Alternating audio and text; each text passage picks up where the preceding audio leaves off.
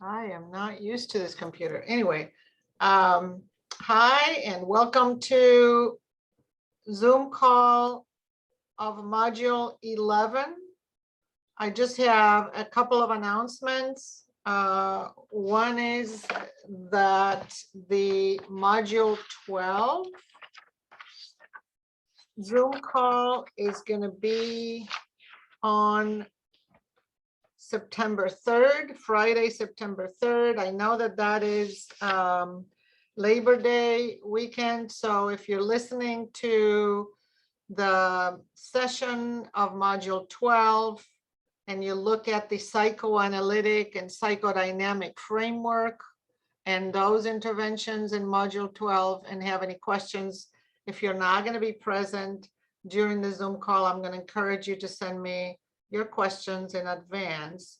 I actually had a very difficult week, so I forgot to ask you to send me questions in advance if you were not going to be present today. So I imagine some questions you might ask me, so I'm prepared to talk about them. And I think that's about it. I'm going to make probably more announcements on the Zoom call of September 3rd at 11 a.m. So Linda and I were just talking a little bit about how different doing couples therapy is from individual therapy and from family therapy. So I wanted to encourage her to say a bit more about that before we get started with the call on the module content. So Linda, you want to say something? So you were saying you like to hear me. That's always great to hear. But what is it that what's the thinking that it makes that it forces you to do? I think just the flow of a couples therapy session is so different than like a family session or an individual session. Like the couple themselves, there is just so much power dynamics involved with the two of them instead of, say, a parent and a child or an individual. And so just kind of managing that flow so that each person's needs are addressed and that they are challenged in a way that they can stay engaged. So kind of balancing and keeping things in harmony. Yes. And any other differences? Hi, Carolyn. Hi, Todd. We're Hello. Talking today. We started by talking about, I thought Linda made a very good point just before I started recording that couples therapy is so different than individual or family. And I just wanted to maybe make a comment or two based on what your experience about that, whether it's related to the way I work or not, just in general. Are there things you can say about the difference? Because I don't know that I've said this before in these calls that I believe that's true. It's a very different animal, and from both individual and family therapy, and it requires different skills, different leadership skills, different organizational skills, and you organize a session a little bit differently. So Carolyn or Todd, do you want to add anything to that?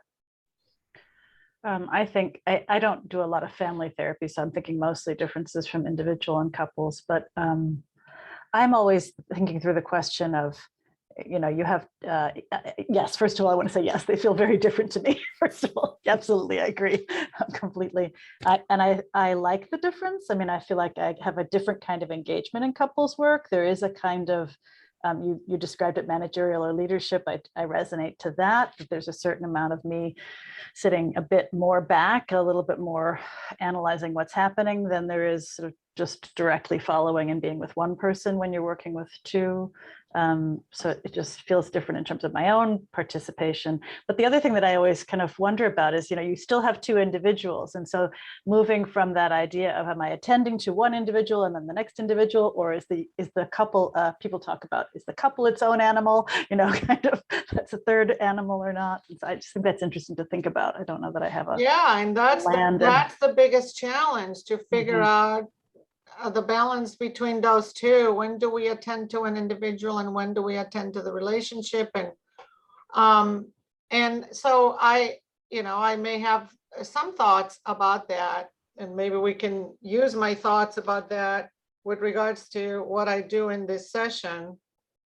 And to think, and then, trying to figure out what else I could have done instead of what I did at the end with the female partner.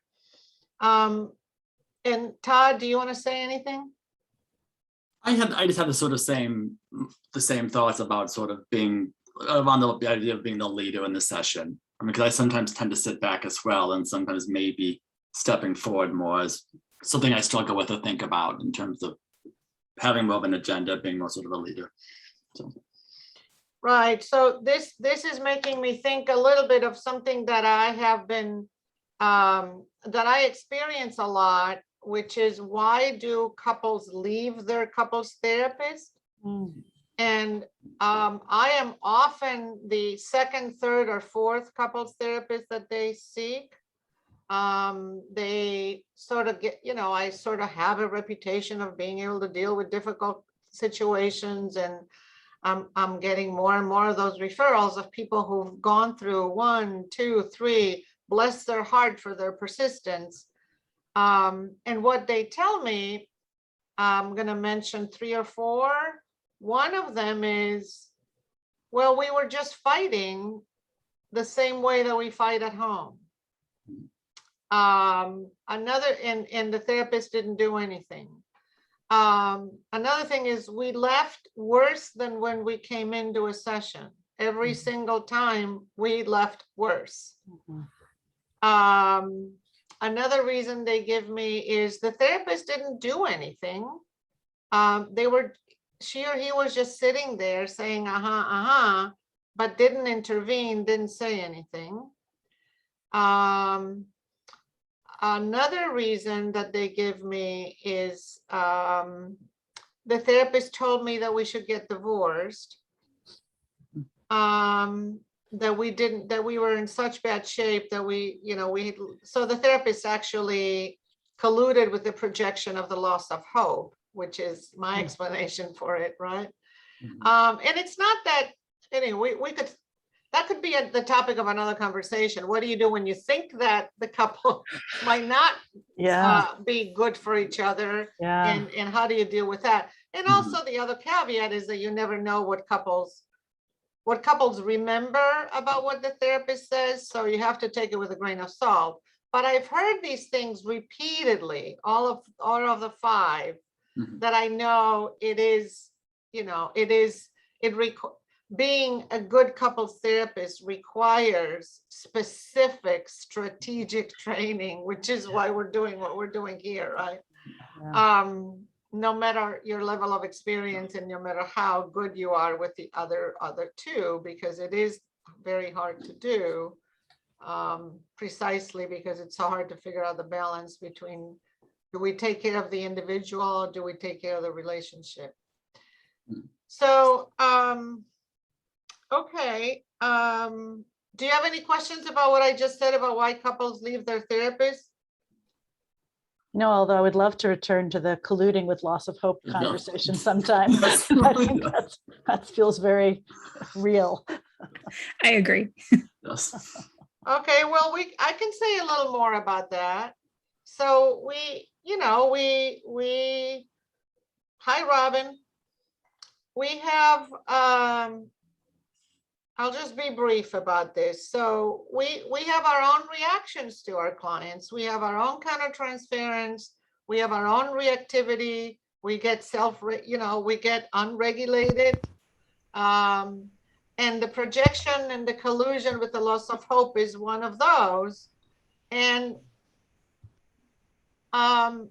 the thing I want to say about that now, just thinking about it from the top of my head, is that it is my belief that if couples talk about their issues differently, they will be able to uncouple better. And so if they decide to uncouple, they still need to do some work, and I can help them navigate that work even if they decide to end the relationship. And so I want to tell you that for the last 5-6 years, I've been, maybe a little more, I do a lot of separation counseling, divorce counseling. It is, you know, some of my colleagues say, well, why do you call it that and not couples counseling? It's all couples counseling. If they talk to each other differently, if they react differently. Well, because I define couples counseling as two people motivated to make their relationship work, not to uncouple. And I used to have a bigger bias about that, meaning that I thought my job was always to keep people together. That's part of our training. And we feel a sense of failure if they don't stay together. But more recently, like I said, I've been working a lot with differentiating, you know, and the paradox is that some of them need to have the same skills that they didn't have when they were together, that if they had them, they wouldn't be separating in the first place. But anyway, I consider my job to be trying to help them discern within themselves what they want, because it doesn't, what I always come back to, it doesn't matter what I want. It doesn't matter what I think. It doesn't matter what I want. What matters, in so many times couples are not a good fit for each other and they still stay together miserably. So that's a choice they have to make. And sometimes they're not a good fit for each other, but they somehow make it work. And sometimes they're not a good fit for each other and they kill each other and they end up separating. But that's their choice, right? So what I have to do is help them figure out individually what they each want and how do they communicate that to the other. So, but it is something to be mindful of. If I start thinking these two people shouldn't stay together, that tells me that I am colluding with their loss of hope, and I have to be very careful with what I say and how I handle it. Any comments or questions about that? It's Robin. I have a question. I can't see anybody and I don't know what I'm doing wrong. Oh, I don't, are you on your on the same computer you were on before? Yeah. So I don't know what I did differently. But I don't have to see everybody, but it would be nice. Yeah. Are you on your, let's see. Do you have the 3 dots on the top right of your, can you hover the mouse on the top right of your screen? Can you see yourself? I can see corner, but I don't have 3 dots. If you hover your mouse around the top right, you don't see dots? No, but I see like I can enlarge or make it smaller. Exit full. It's not. Maybe. Yeah, so try that. And then I Okay. think you're going on the top right of your screen. I'm talking about going on the top right of yourself. Okay, yeah, there are no 3 dots in the box, but you know what? I don't want you to waste time on this. Okay. So I'm Okay. wondering if Next time. all the way on the top right, there's a thing called view, and you could do gallery view maybe. Is that been clicked to speaker view instead of gallery? All the way on the very, very top right, there's a little box with like 9 dots, it looks like. Speaker view, gallery view. And mine is on gallery and I can see everybody. I don't know if yours got clicked off or something. I do not. All I have now, right now, I can see you talking, but because you're full screen. You got speaker view Me in the somehow. You're on speaker view. You need to go on gallery view. Okay. Okay. Let me try. Okay, but you guys go on. I will just Okay. play here. Any other question on about talking. what I said about colluding with the loss of hope? Does anybody want to say anything or have any questions? It did make me think about when you just said to be so careful how you speak when you feel that, right?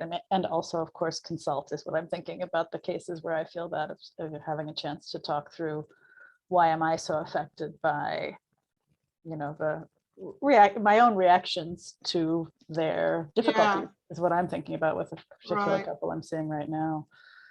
Well, I also want to say, just to finish up with this topic and get to the session that, or the other questions you may have, that we are not a good fit for everyone. Mhm.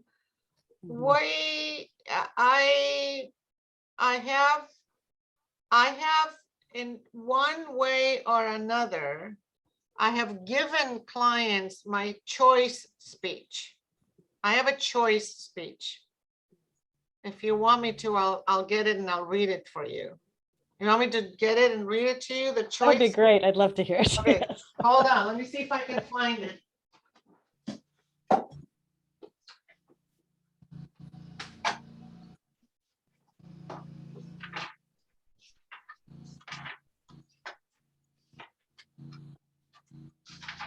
Yeah, okay.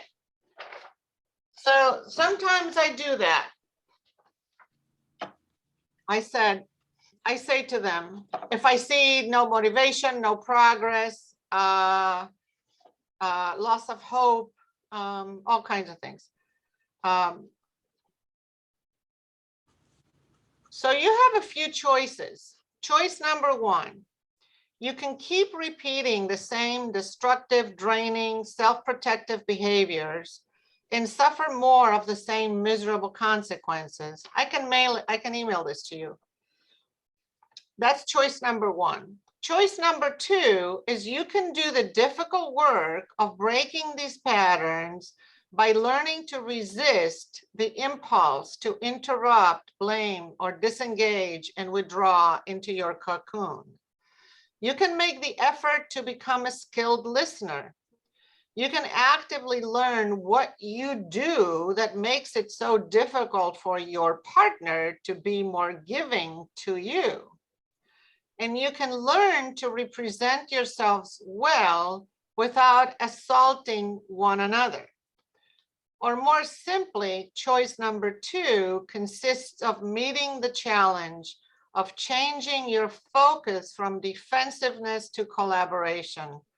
I sit here wondering which choice you will make.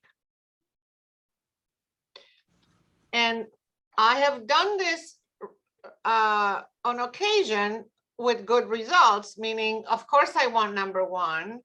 And other times they say, like what just happened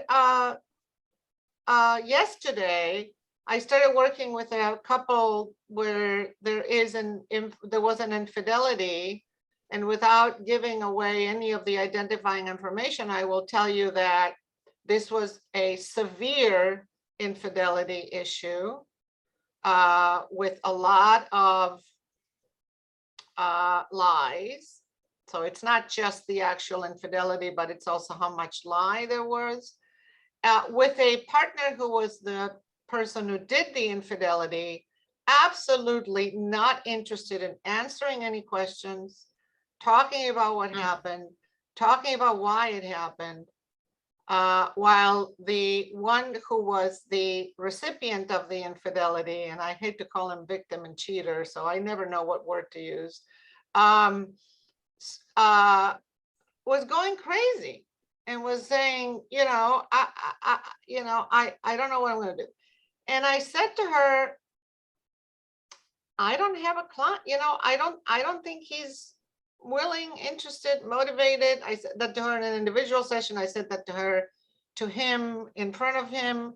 I gave him the choice, and I said, look, I'm gonna make a recommendation that I'm hoping that you will take, which is I'm gonna recommend that you read a book. And when you come back, I'm gonna want to hear your opinions about specifically the chapter on geared towards the one who did the infidelity. This is the After the Affair by Abrams, I believe is her name. And he canceled the session and said, we're going to discontinue right after that. So, and then she said, I reached out to her and I said, you know, I know that yours. So she said, yeah, it was a mutual decision because he didn't want to read it. He didn't do any work, and it doesn't seem to make any sense for us to do anything to continue to spend the money if he's not going to do it. So, you know, you can't help everyone. Is there something else I could have done to motivate him? I'm sure. Is there somebody else who could have moved the needle a little bit more? Maybe. But he wasn't interested in doing any work, so I didn't have a client. I didn't have a customer. Okay. Did I say you should separate or get divorced? No, I said 50% of couples with infidelity get better and 50% of them separate. I wonder which one you're going to be. So should we move on? Do you have any specific questions about the session? This session was on module 11 with a couple that I had been working with for a very long time, probably 2 years. I've been seeing them once a month for the last 6 months. And I did an intervention that was a lot more strategic and pointed in the session than I had done before, even though I think this is a couple that we've heard in an earlier module where I did. Yeah. And so the contrast between how they were in that module and how they are now was really impressive. But even as a standalone session, even if you didn't hear the prior one, I'm interested to hear your questions or your thoughts.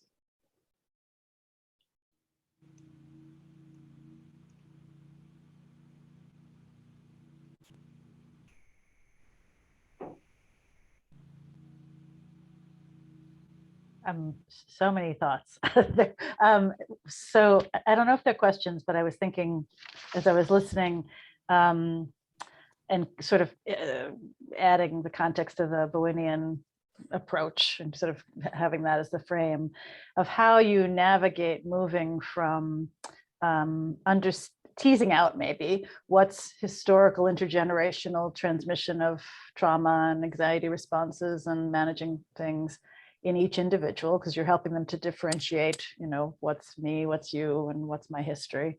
From a couple of times, it seemed like each of them took a stance on a principle, right? So she was sort of saying, I'm proud of myself. I wasn't ready to talk and I wasn't going to talk, you know, and as if it were more of a, you know, whether it's standing up for my rights as a woman, I don't know her well enough to know what the principle would be. But I thought it made me think about how you know, understand subtly, and maybe it's just a comment of it because I thought it worked very well. You know, when someone is saying, let's say I have a principle of not complying with a gender role or something, and so I'm standing up for myself based on sort of an ethical principle, as opposed to I'm just doing the thing that all my family has done forever and I've absorbed down and I don't recognize it as an aspect of that, and or both, I suppose, too, could be happening at the same time. But I appreciated how that played out and how you talked with them. And yeah, for her, it's I will disconnect and cut you off and abandon you when I'm dissatisfied or when I don't like something you do. Yeah.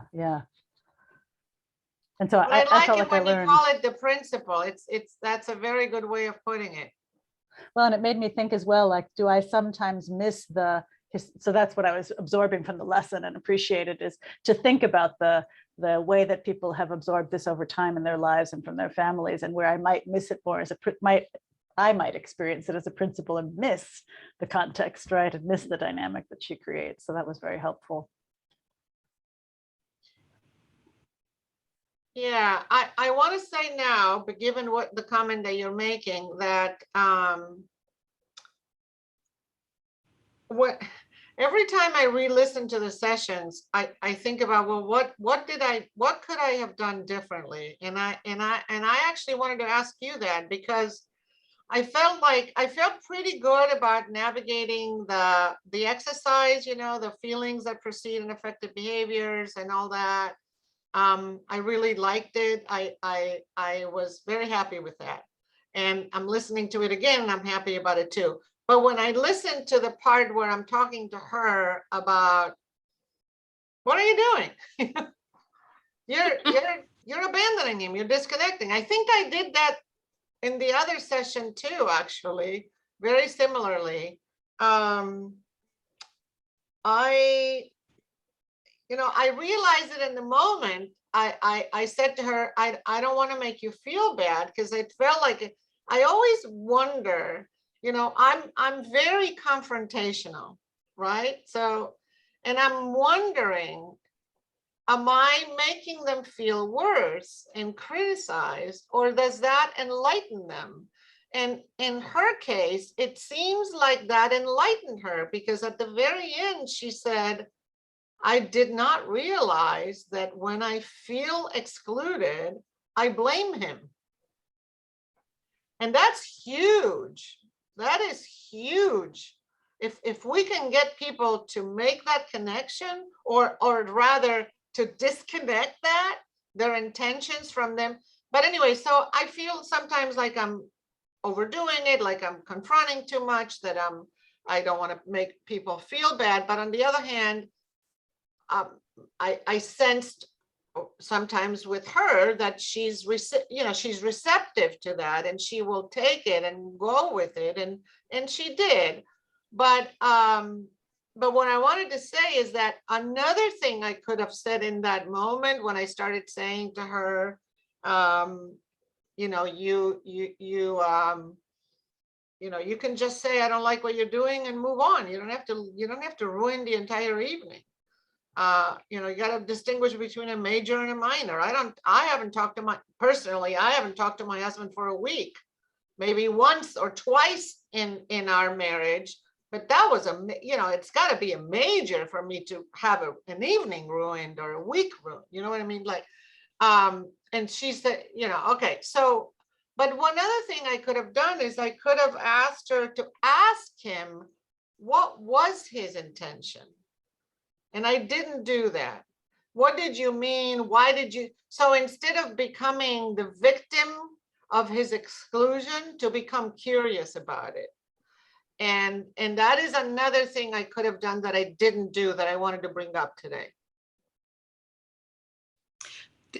Sarah, one of the thoughts I had when I was listening was, I'm pretty direct too, and I'm pretty solution focused.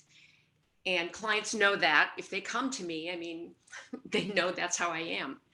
And I just ask, if ever, like I kind of set it up in the very first session, if ever I say something, I need for you to commit to tell me if I've done something that makes you uncomfortable. And so that's kind of the groundwork. And then if I start feeling uncomfortable in a session that maybe I did overstep a boundary, I'll ask. Or at least at the end of the session. So what's your takeaway? Good, bad? I do the same. Really, That's mostly beautiful, Robin. Thank you so much for reminding us all of that. That is a wonderful thing to do. And I do it sometimes, and sometimes I forget to do it. So that's a wonderful thing to do. And the other thing is, if I do feel like I've stepped out of line, or I have done too much, and they leave a little bit demoralized, or a little bit criticized, or a little bit, and I will ask the takeaway and all that too. I will try to repair. I'll repair next time, or I'll repair in an email, or I'll ask, how did you feel? What happened to you? And actually, I was doing a little bit of a repair in this session, because she said something like, there was a lot going on in the last session. I was trying to figure out what was it that, anyway. So yeah, that was beautiful, Robin. Thank you for reminding us. That is a great way of contracting with our clients. And the reason we have to do that is so that they don't act out with us the way they act with in the world, which is to cut off and disengage from therapy when they don't like, the idea is you're not going to like everything I do. I'm not always going to be, great. And I want you to tell me, because the way we grow and the way we change in relationship is by hearing. So that's a great reminder, Robin. Thank you so much. Any other questions or comments about the session? I guess one thing I would be curious to have you address is, so I was with you this month and last month, and both couples seemed very articulate and insightful. And I'm just wondering if you have some thoughts on how you might handle some of those conversations if they are not quite at that level. And then I thought they both seemed really committed to doing the work, and I think that makes a big difference. And is there yeah, absolutely. Is there a question about that, the commitment? Do you have a specific question about the commitment? No, Or I just was you just wanted to making say that. yeah. Yeah. Okay.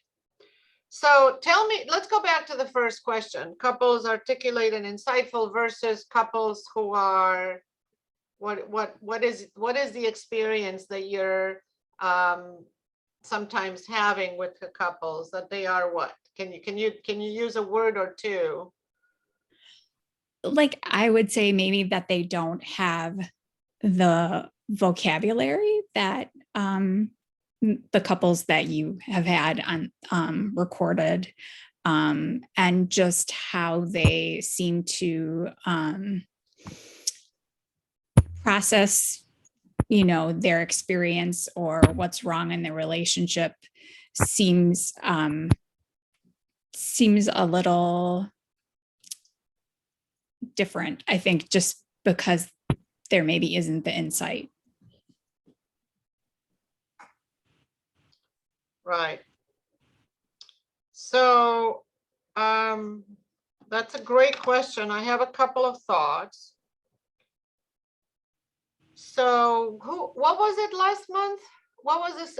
Who was it last month? Do you remember that? Was it the infidelity? I forgot what the case was. Let me see if I can. I forgot. It's about sex, I think. Was It's that about the the lack of conflict desire. avoidant couple that wasn't talking about sex? Not And having, conflict yeah. avoidance. Okay, yeah, the conflict Yeah. avoidant. Okay, right. Okay. Well, that one, let me concentrate on the contrast between this couple and what you're saying, Linda. Oh, I love your dog on your shoulder. That is so cute. So you're seeing a couple that started out not having the vocabulary and not having the insight. This is 2 years later. Okay. So when they came, they were a bit what you're describing, right? So the work, let me just tell you a little bit more about how I work in the beginning, and that might be helpful. And then I'll tell you how I worked with people who were less educated and more concrete back in the day when I was working with in mental health agencies or social service agencies, where I worked with either lower income families or families that didn't have very articulate language.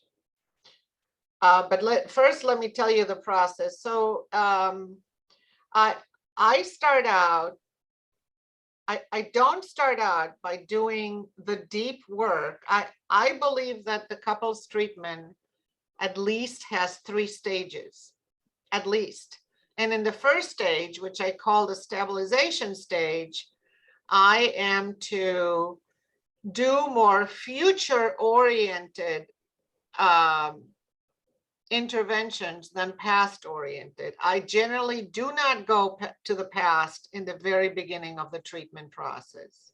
What I try to get to is I do a lot of individual work with each member of the couple to try to get at what is their vision of a better relationship and to use their words. And that's not an easy thing to do with people who are used to either blaming their partners or are not used to focusing on their wishes, their desires, their needs. I would say that many of the clinical couples that come to see me have not focused on themselves because either they have the wrong idea, they have a Hollywood romantic idea of what a couple is, that if you focus on yourself, that means you're selfish. And we know from Bohemian theory and many others that differentiation is one of the most important things. So I start by helping them very, very, very concretely to differentiate that what they want, first of all, to identify what they want in terms of their vision of a relationship that doesn't have the problems. So what would be happening? If this is not happening, what would be happening? What is a good afternoon for you? What is a good weekend for you? What is a good, and to try to get them to say this without worrying about whether or not their partner's views of a good weekend or their partner's views of a good evening or their partner's views of a good fight are different than theirs. So that's my work. So I help them become more articulate. And I have to tell you, many times that's a very difficult part of the work, because they'll say, I don't know, or they'll get extremely anxious that if they tell you what they want, that's going to mean a disaster because their partner doesn't want that. So the work is on helping them differentiate, tap into their wishes, their desires, their longings, their fantasies about what, you know, and so in the beginning, you'll hear me ask those questions and they'll say things like, there will be laughter, there will be more sex, we will be sitting on the couch without the TV on, we will be, you know, and I don't accept descriptions of a good weekend, a good evening, and a good vacation that say we will be loving, or we will be getting along, or we will be compromising, or we will be not, you know, I don't accept those. They need to give me a very specific behavior. And what you're hearing now, 2 years later, is part of that, as the result of that work. She would not have been able to say 2 years ago, when, you know, there's a lot she would not have been able to do. He was just exploded. She would have exploded. She would not, and she would not have been able to tell you why. Now she can tell you, I get upset when I feel lonely. I get upset when I feel excluded. And we've done enough family of origin work that she can now link the two, like we did in this session. We did that again. Anyway, so that's just one thing I wanted to say about that what you're hearing, articulation and insight is in part a result of the work. Now, there are some people who are not going to be as insightful, and they're going to be, if, you know, so for those folks, I think that everybody can tap into their most basic longings of needing to feel a sense of belonging, needing to feel a sense of acceptance, needing to feel, and so what I am always interested from the very beginning is to shift the focus from what did my partner do? Which is what they come in with. They always want to do that. They always want to tell you what the partner did. And I very early shift the focus to, and what happened to you when he did that? I'm only interested in the impact. I'm interested in helping each member of the couple individually understand the impact of the behavior on their partner, which is, you see me do some of that work today. I mean, in the module.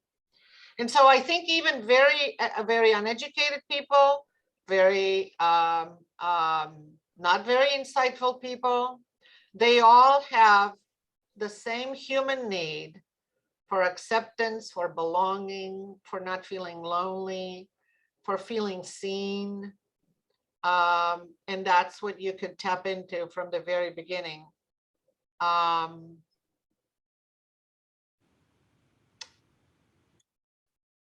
remember, let me see if I can remember that. You know, I can remember somebody, you know, these are, you know, I used to work with many Mexican families, many Mexican couples. And I would say to the guy, and when she tells you that you're changing the diaper wrong, what happens to you? And he would say, it makes me feel, she makes me feel like an idiot. And I don't like that.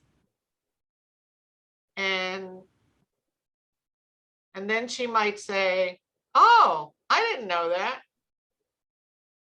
And then I might have them do a dialogue about, you know, is there something else you could do or say differently or whatever. So does that answer the question about the less insight and less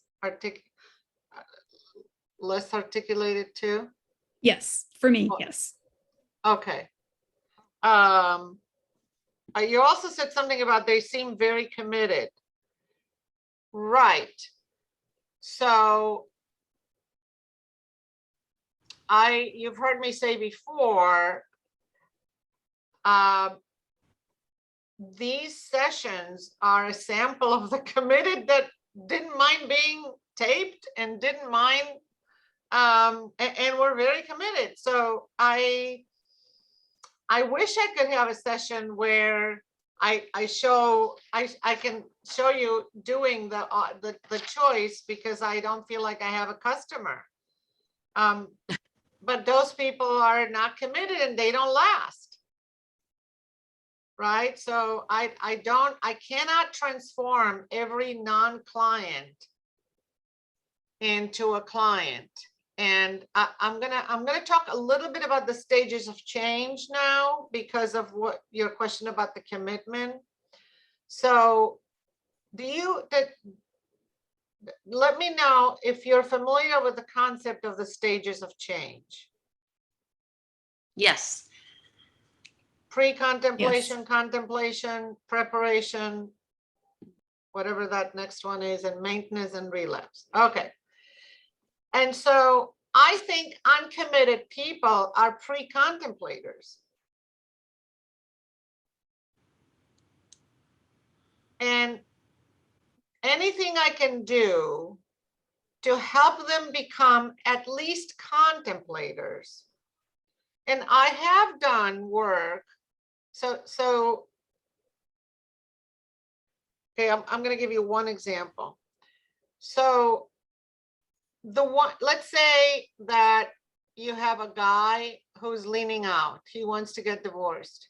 He's done, or he thinks he's done, or he's wondering if he's done, and he wants to get out. So I call him the leaning out partner. And the leaning in partner is saying, I can't believe you want to do this. You're going to throw away 20 years of marriage. We have something good going on here. Just because this and that doesn't mean that this and that. Okay, so she argues and disputes his wishes. I take that as an example of the way she's been dismissing his wishes the entire marriage. And so I say to her things like, And or I'll ask him, is this true? And they say, yeah, 100%. How did you get to that so quickly? Well, because I see how you did that. You did that right now. That's exactly what happened. You say what you want, she tells you you're crazy. So I say to him individually, often, the ball, I'm sorry, I say to her, sorry for the confusion. I say to her often individually, look, the ball is on your court. He's not motivated. He doesn't want to do any changes. The changes have to come from you. But why should I? He's only, yeah, because he's not motivated, because he's a pre-contemplator, because he thinks everything is your fault. Now, I get it, that this is a two-way street, that it's not true, but we have to work with what we have. And you have some things to change. Let's focus on that. That's the first thing I say. And the second thing I say is that I can't guarantee that if you make all these changes, he's going to come back in. But I can guarantee that if you don't, you're pushing him further away. And the third thing I say is, look, in a relationship that works, neither partner can ignore the wishes or the feedback of the other. You've been ignoring his wishes and his feedback for 20 years. Well, I don't even know what he thinks. He's never given me any feedback. He's doing it now. Well, yeah, that may be true. Or it could be that he tried and you didn't really hear it, which is the majority of the cases. You know, you can get a conflict avoider who doesn't really say what's on his mind, but I can guarantee that he tried in his way to say what was on his mind, to stop her, to ask, and she doesn't. She dismisses it. She gets defensive. She fights back. She accuses him. You know. Anyway, so with that imbalance, if I have if I have two unmotivated partners, there's nothing I can do. But if I have one unmotivated partner, not like in the case of the infidelity, but if I have one unmotivated partner and the other one is sort of leaning out, she's the one who has to come. She's the one who has to make the changes first. I make that very, very clear from the very beginning. So I don't know if that helps with the comment about the commitment, or if you have any further questions about that. Would you be as clear with the unmotivated person that they are in that position of being unmotivated, or are you mostly talking to the motivated partner about this dynamic that we have? Well, in an individual session, I will say, what do you attribute the relationship problems to? Well, it's all her fault. Well, is there a part of you that can admit to having not been a very good partner for her? Or can you think of ways in which you haven't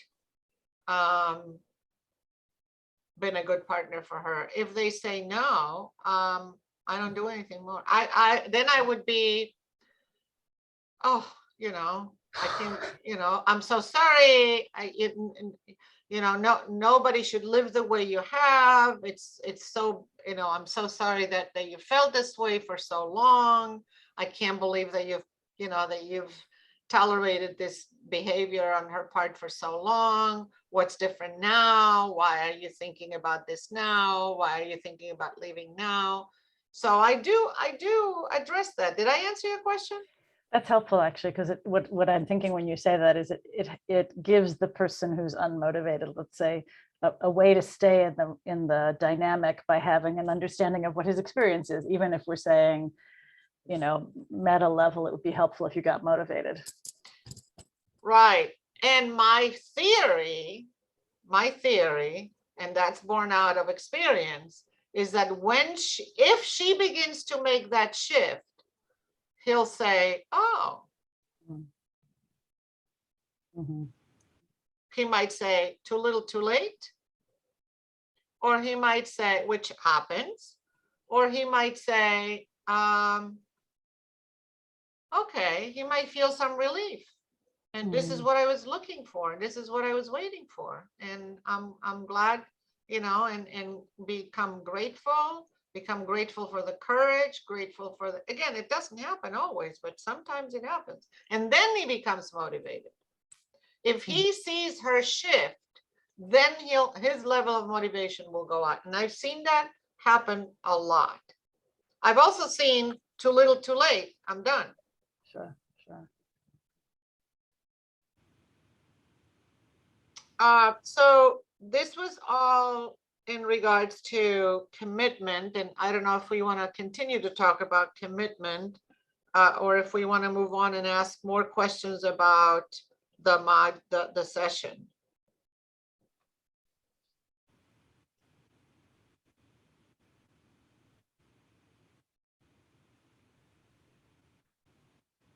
I can talk endlessly about the commitment question, I think, but I have been thinking in my mind, it's so helpful to have the examples of how you structure things. And I wonder if you have if there is, it may be just an it depends answer, but if you have a way that you structure things, like if you do meet generally once a month with people after a certain point, or you do tell people, I mean, maybe I'll answer my own question. It does seem like this kind of work takes a commitment and an insightfulness in the part of the persons to know, I've got to hang in here through the discomfort. And I mean, ideally, all our couples would do that, I guess, when they're coming in.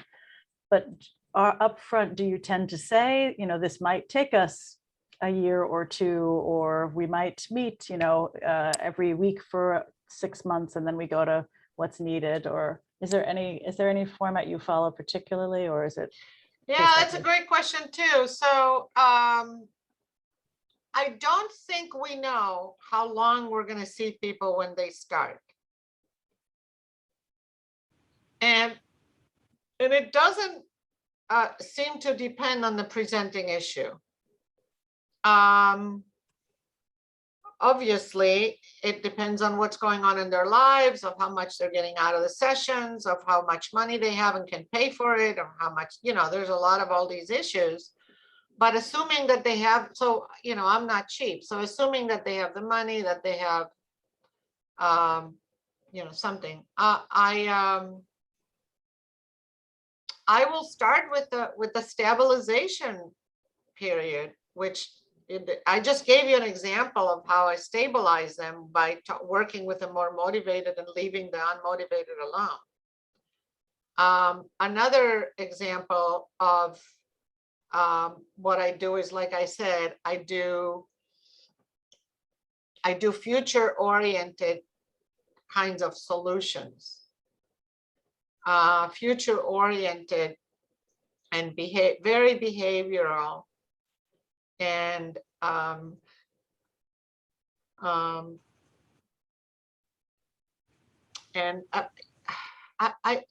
I try things, and if they work, I keep going, and if they don't work, I back up and do something else. So that's one thing I do a lot. So I don't know. So let's say, okay, let me say it this way. I start with a lot of psychoeducation. I start with preparing couples for the work. That's the biggest thing I do. I talk about what is a collaborative relationship and how do you get there? And most people didn't grow up with that, and most people don't live within a relationship that's not based on the domination of one person to another. So that's the first kind of psychoeducation, talking about everybody wants an equal relationship. We all want to be heard, seen, understood, accepted, but nobody knows what it is to be in a collaborative relationship, you know. The second thing I say is, you're not going to solve the problems you came in. It's too early. I'm not going to be able to help you solve the problems that you come in with. You're going to have some patience with that. It may take 4 to 6 months before we begin to talk about a solution to your problems.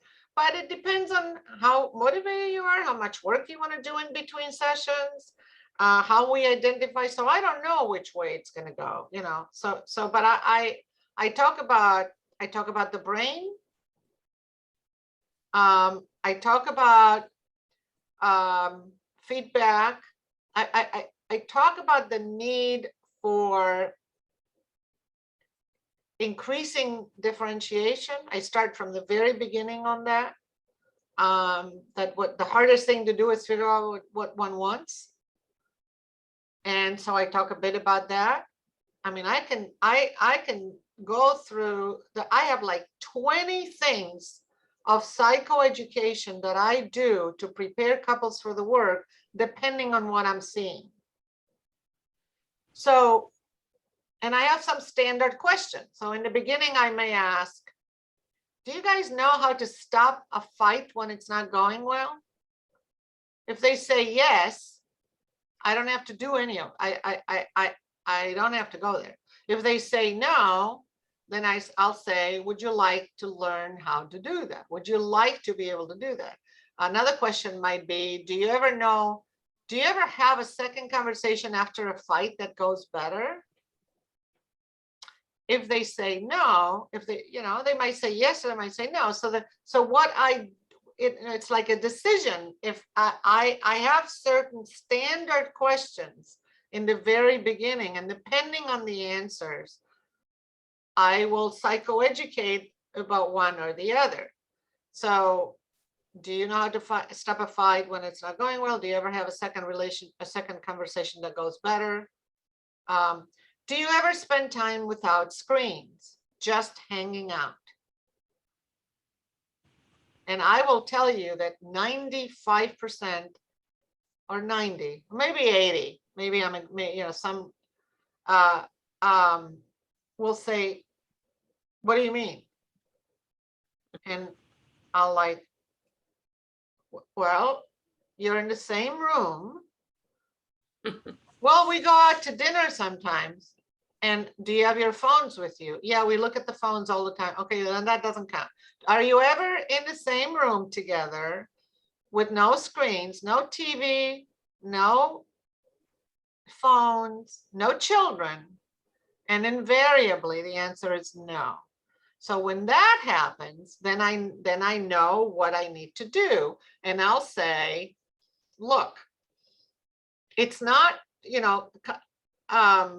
coming to couples therapy is great, but you need to do some things outside of the couples therapy session if you want to improve your relationship, because decreasing negative interactions alone will not improve your relationship. The majority of divorces happen because of disconnection, loneliness, and distance, and not because of high conflict. And so what your hunger for connection is wonderful, that you want that. Now let's make it happen. How do you get that? Well, he never wants to do that. Okay, so then that's when she says that, he never wants to be with me. He never wants to do that. He never shows me that he wants me, and he starts getting defensive and dead. And he will say, well, that's because every time we are together, we get into a fight.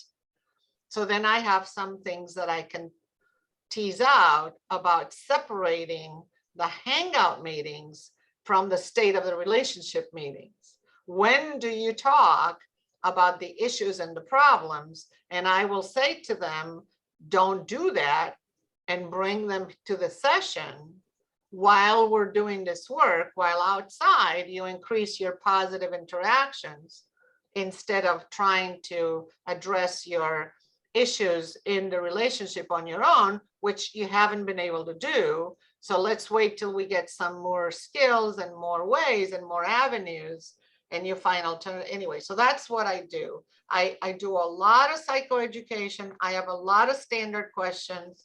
Another standard question I have in the beginning is, that is actually how I start most sessions. Partner A and partner B. I'll ask partner A, what are partner B's complaints about you? That's how I start. they might say, it's a long list. Then I'll say, tell me the list. And then I'll say, is partner B right? And then partner A will say, yeah. And then I'll say, so what have you done about it? And partner A will say, well, nothing. Okay, well then that's what we know. Or he might say, let's say it's a he might say, I have no idea where her complaints about me are, which is not a good sign. And so, and then I'll go to her, what are his complaints about you? And she'll say, well, that I don't want to have sex, that I undermine his authority with the kids. I mean, she'll rattle it. She knows what his complaints are. The problem is she hasn't done anything about it. And she hasn't done anything about it because he doesn't do anything about his complaint. You know what I mean? Like, it's the reciprocal thing. So this is when I begin to tease out in the very beginning, what I'm very interested in is understanding what they each have to do differently. What is their growth age? Because it gets so muddled up and it is so confusing who's to do what, that they haven't been able to figure that out. And that's my job in the beginning. It's to slow things down, to tell them we're not going to solve the problems.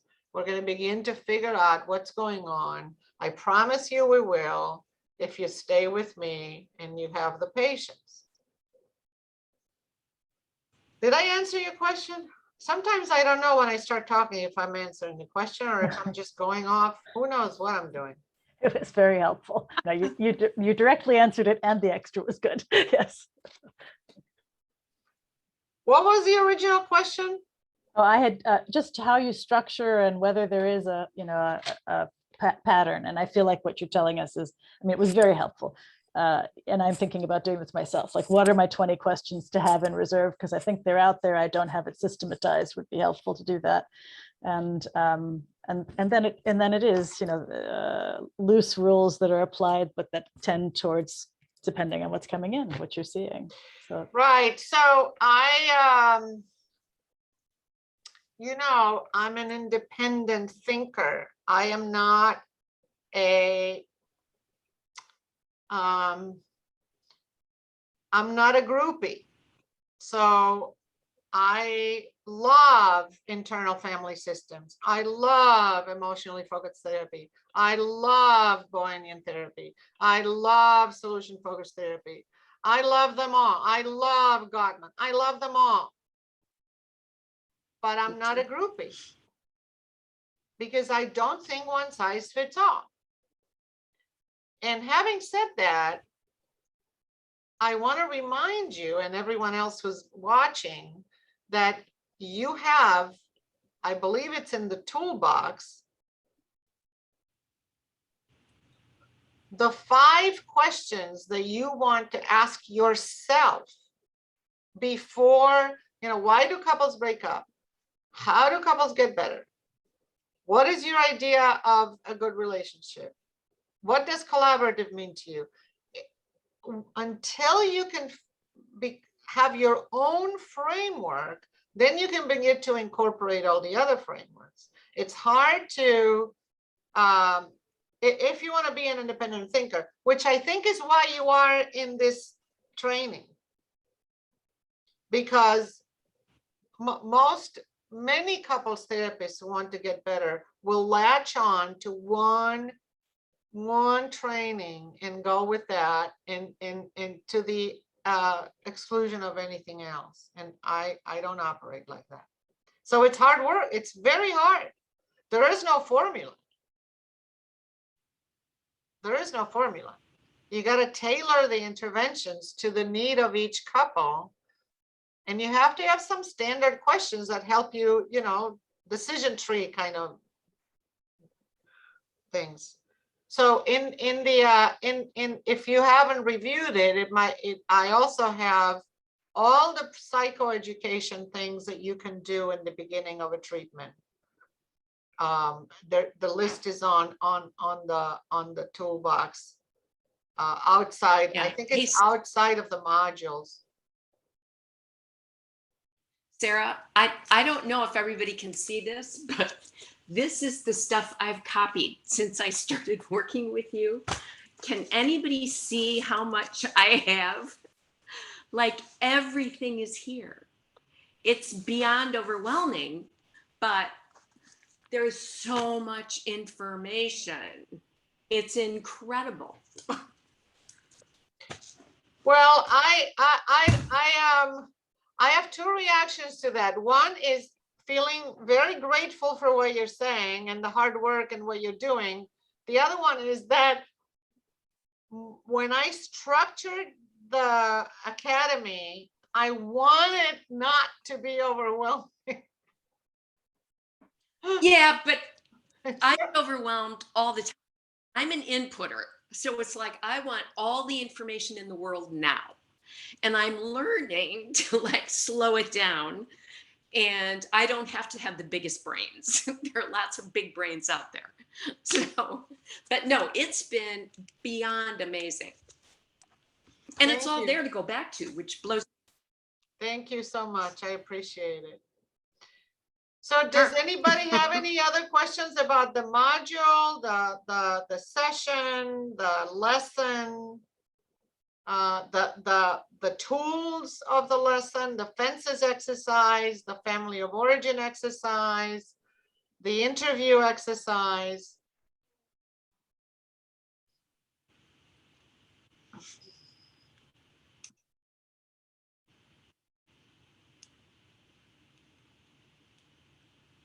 Have you ever done an interview? Have you ever used the interview exercise? I don't know if you've seen it. Some of you may not even have seen it yet. I've used it. Use the adult child to go and interview a member of the original family. Oh, I thought you were talking about the one who has the problem and then the listener. No. Yeah, that's so what are you very talking? important too. So the interview technique in the toolbox is not that. So I can tell you a little bit about it if you're interested, unless you have any other questions or comments. I'd like to hear about it. I've never used it either. Okay, so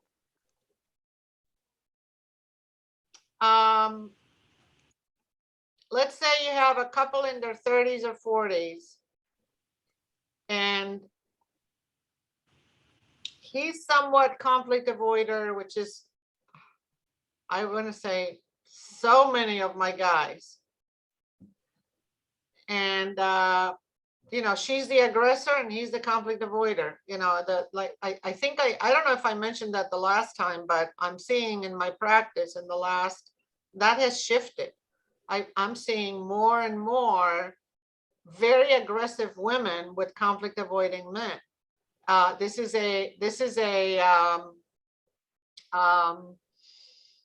pursuer distancer dynamic on steroids. And I don't know if you're seeing that too, but that is the I would say 60-70% of my couples are a very aggressive woman with a conflict avoidant man. And I actually wrote an article called The Birth of the Conflict Avoidant. And so I'll tell you a little bit about the birth of the conflict avoidant, just for fun. So the conflict avoidant guy, now this is a composite, obviously.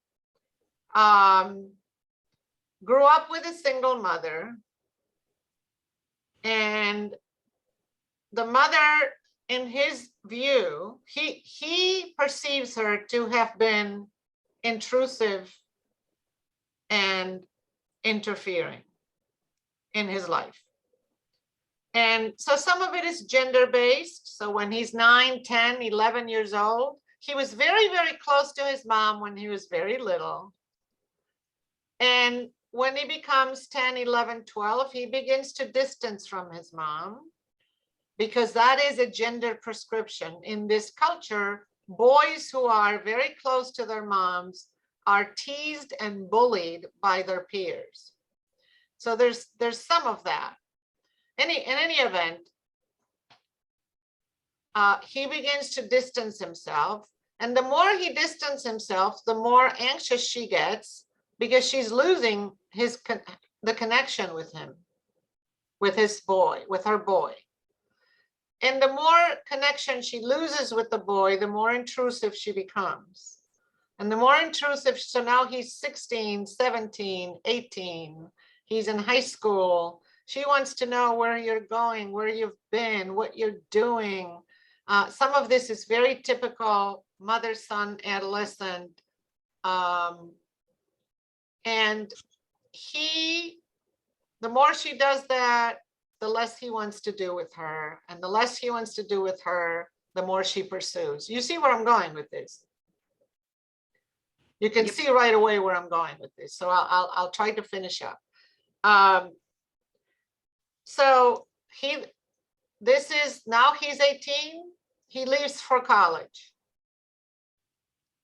And that freezes a relationship in time. Now he's 35, he's married, he has a child. And the interactions he has, he never calls her, she calls him. When she calls him, they talk for a few minutes.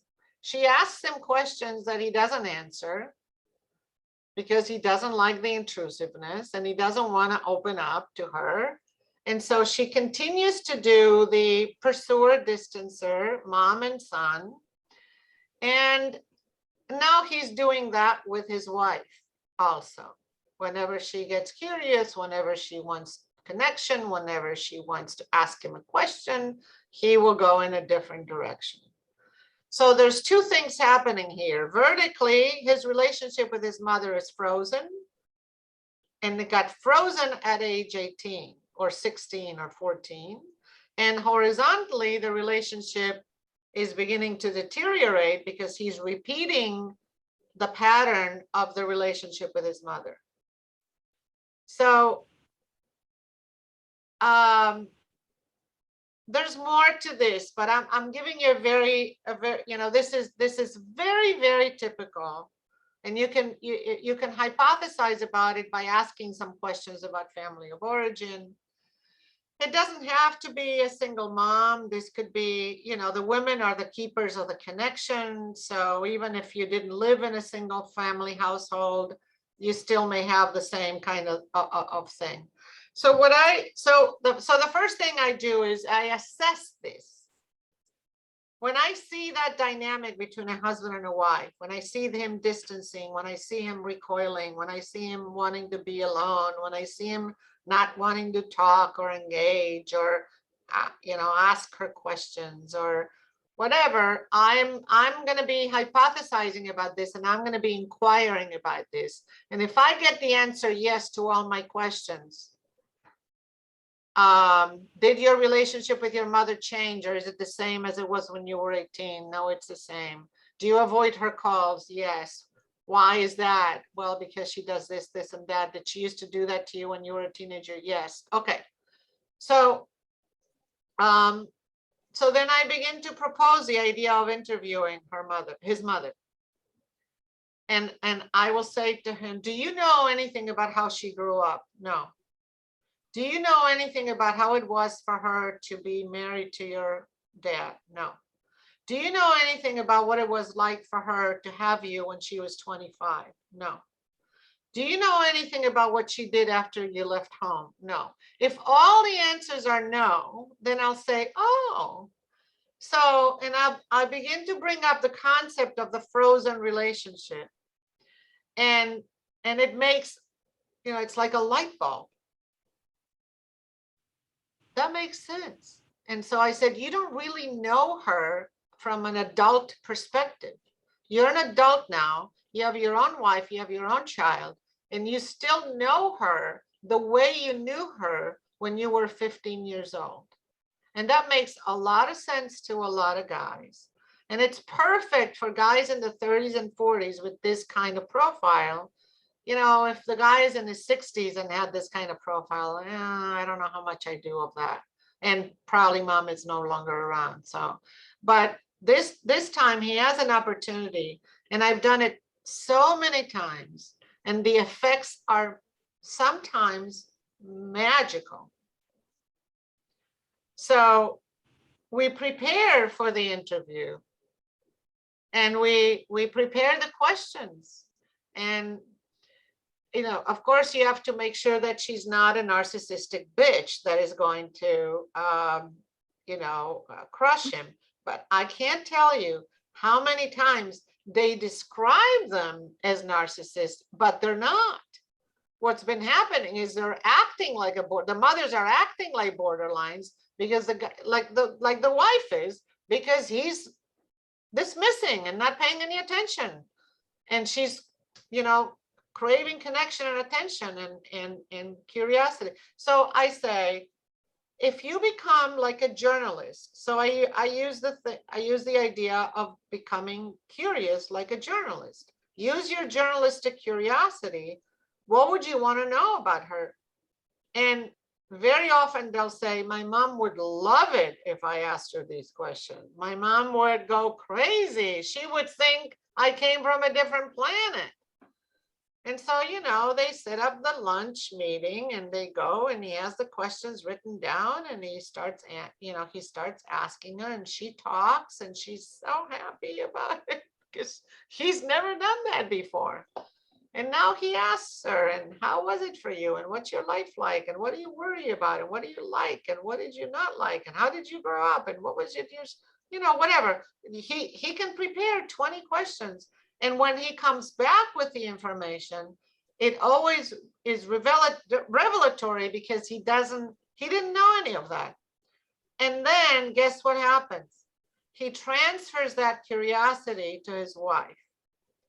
So improving the relationship with mother and becoming an adult son who is curious about meeting his mother as two adults that they are, improves the relationship with the wife because he can become an adult with his wife too.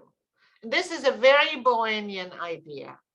But that's the intergenerational work that when you, and I don't know if you've heard the lesson, when you interact one-on-one with the members of your family of origin, you will change the way you interact with your spouse. That's just very, very clear. Now, it doesn't always work. It's not, you know, I'm giving you a composite case. You have to assess to make sure this is a good fit for this particular case. So any thoughts or questions about that? And that interview technique is described in full in the toolbox, along with the fences exercise. And I forgot what the other one is. Oh, that's the family of origin questions. Have you, but I don't do that in the beginning. In the beginning, I do more future oriented. This is like second stage work. It's not first stage work. First stage, I have to stabilize them with the way I talked about earlier. Any questions about the interview technique or comments about it? Are you thinking about clients you could do it with? Even individual clients you could do it with. I don't know, Linda, if you're talking to me or if you're, no, okay. Are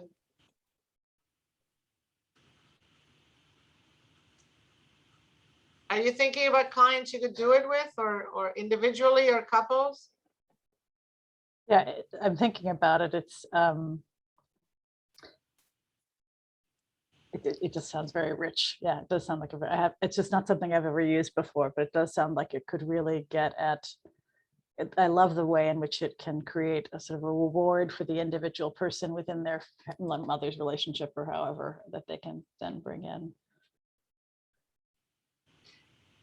what I'm thinking through a bit is how to distinguish, I'm assigning partner A to go do this. Am I also assigning partner B to do it? Do you keep it even? Or, I mean, I think that's, as you're saying, it's stage 2. So by then we've established some trust where I can give We've feedback about. established some trust about what each of them needs to do differently. Yeah. So the example I have, yeah, I can see doing it with a female partner, but for different reasons. So, because the distance between the mother and the adolescent son is characteristic of a mother and a son, right? The mother and the daughter either have terrible conflicts or are very, very close. So but the way I can see doing it with a woman, for example, in a heterosexual couple, is, so her mother didn't work and had very elaborate birthday parties, Halloween costumes, and dinner cooked from scratch every night, and used to sew her clothes for her children, and was a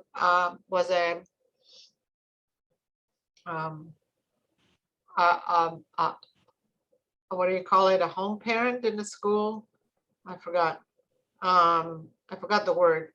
Anyway, so she did all these amazing things. And now the daughter, my client, works full time in a very demanding job, has 3 children, and is killing her husband because she doesn't have time to do all the things she wants to do, because she wants to be like her mother, and she doesn't have time to do it, but she thinks she ought to. So there's a lot of gender role strain, and talking to her mother about that might ease some of her gender role strain rather than, continuing. So my blueprint for an interviewing of mother is different. So you just have to assess what is it that they're stuck on. And I think you were using the word principle, like what's the principle that is keeping them stuck. But I see this in a lot of women. They're stuck with It made me think of Harriet Lerner in The Dance of Anger and the generational stuff. I refer a lot of women to that book still. I do too, even though it's a little outdated. I refer more to The Dance of Connection more lately, because that was written in the 90s. The Dance of Connection is really, really good. But I do refer to all right. I do refer to The Dance of Anger too, and it's true. So it's a form of triangulation. I need to be like my mother, and therefore I'm going to kill my husband because I'm not doing what I need to be doing, and I want to kill him. Yeah. So a lot of women's resentment is a projection of their own inadequacy. Their own inadequacy related to the gender role strain. So unfortunately, in these 12 modules, I haven't had time to talk about culture and gender, which is why one of the reasons I'm trying to infuse these conversations with some of that. And maybe I'll do that again next time. And maybe once we start module 1, I'll keep doing that, because anyway, I'll talk more about that next time. But so gender role strain, whether the woman works full time and wants to do the same that her mother did, or the opposite, whether she is highly educated and doesn't work full and decided to stay at home because she wanted to have 3 or 4 children. That also has implications for her gender role strain. And she also wants to kill her husband because he does it all wrong. He doesn't change the diapers the way he doesn't feed the kids the way he ought to. He doesn't entertain them the way he ought to. He does, because there's only one way of doing things, and it's my way. And that's because I gave up my career and my education to be doing this. This is my job. And I'm not going to let you do it. And if I let you do, and if you do it, I'm going to control every minute of it. So that's the gender role strain in the educated women who left home, who left a career to become a stay-at-home mom. So they always lose, you know, the women. It's always always their job to figure out how to. But anyway, this is what I'm seeing in the last 2 decades. I've seen in the last decade even more, an enormous increase in women's aggression and males' passive aggression or passivity, which drives them nuts, which makes them even more passive, which drives them even more nuts, which makes them even more passive.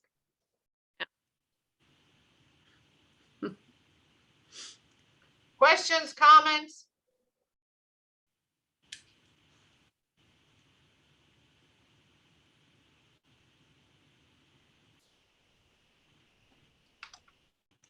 Full conversation. It was a good full conversation today.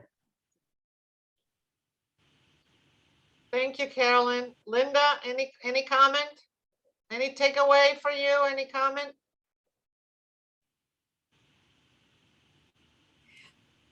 I think that these are really helpful perspectives to kind of have in my back pocket as I'm talking to clients. Thank you. Todd, you want to say anything before we go? I just thought it was really helpful to review again the stages, kind of sort of the 20 questions beforehand, sort of stabilizing the couple. I sometimes forget that, so that was helpful. Yeah, because we don't know how long we're going to see them for. Yeah.